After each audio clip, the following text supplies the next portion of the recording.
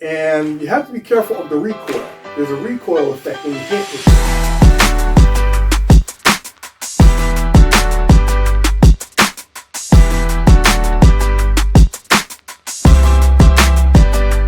In this video, if anyone who is interested going into the Filipino martial arts, this is one tip that I'm going to give you, that they're probably going to start you off with some type of weapon. The most widely used weapon or basic weapon in the Filipino martial arts is the stick or the rattan stick. Reason why Philippine martial arts, they start people out weaponry first or weaponry along with empty hand. A lot of the martial arts start off with empty hand and go into weapons. So without further ado, I'm going to introduce you to my collection and my training weapons of the Filipino martial arts. Okay, so here we go. First, they're going to start you out with some training sticks. This is a rubber coated PVC tubing.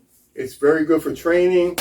Even though it's rubber, you have to be careful because it is quite solid. You can get a lot of these sticks on martial arts store sites, traditional Filipino weapons, or martial arts superstore. They all have some type of version of kali sticks unless your school has some kali sticks. Next, we have a little bit of more advanced version of the training sticks. This one's about 30 inches long. This is by Atienza, the Atienza Kali, and this one has a long handle, and this one's a little bit more flexible and it's foam, so it has a good whipping, and you can hit somebody or practice with it. It'll have a little bit of sting to it, but it may be a little bit less painful than this one. This one's a lot more solid. Next after that, you come to the foundational stick, which is the rattan stick.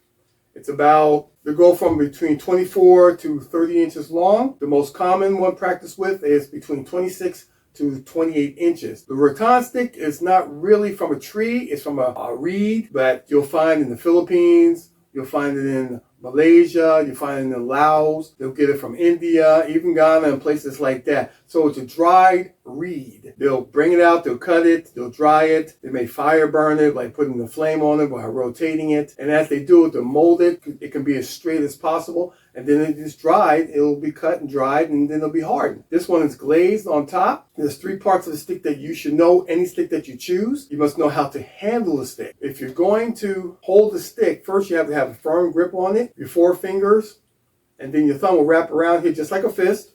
Don't put your thumb up here, because then it'll get hit and it'll break. So, it'll hit. Or even, it's very impractical also. You will point the flat of your knuckles towards your opponent, and you would aim your sticks, strikes, and thrusts in that direction, remembering the flat of your knuckles. They usually cost between $15 or so per stick. It can go all the way up to like about $39 to $40 for a pair. Now with the Kamagan sticks, back to the Kamagan sticks, the price is approximately around $40 for one. So it's a little bit pricey, but the stick is very strong, very durable. It'll last you a long time. Kamagan is made out of the Kamagan tree, which you will find in the Philippines, Taiwan, and Borneo. It's also known as the mambalo, but the mambalo is the fruit that grows onto the Kamagan tree, and sometimes they're intermingled. Some, people will say the mambalo. You say, okay, I understand it's the Kamagan. Very strong, very strong. This runs about 28 inches. You have to be very careful when it gets stronger. This is phenolic. It's a thermal-setting polymer resin, and is injected or is covered with a certain type of canvas material and heat pressed, which makes it extremely strong. So this is about 28 inches or so, and you have to be careful of the recoil. There's a recoil effect when you hit with this. So what they have done, they drilled a hole in the top all the way through, and they put this rubber coating on, this rubber grip on here, which lessens the recoil or the reverberation that goes from when you strike something and back into your arm area. You don't want that. And again, you have to think about your alignment. They're heavier and have more impact. And last is my pipes. These pipes are about 2 to 3 pounds. You say, why I have 2 to 3 pound pipes? Well, this helps strengthen my grip. It helps strengthen my arm and my wrist. You don't want to swing fast with these unless you're extremely strong. This is about a 30-inch pipe, steel pipe. And also you have to worry about the reverberation from this, because, when you hit metal on something, you get that reverberation that goes back into your body. So what I did, I put some caps on the end. The metal on the ends are smooth, but I put some caps on here for extra protection. So these are 6 things that you may want to consider.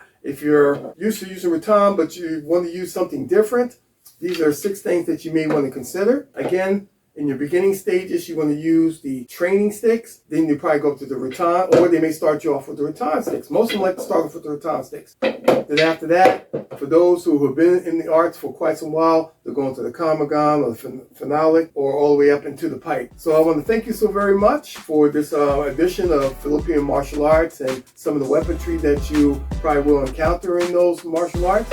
I hope that you can take away something with this. If you have any comments, please put it down in the comment section. If you like, please like this video, subscribe, and hit that notification bell.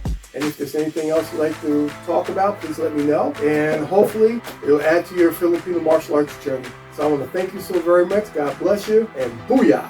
Until the next video. See you.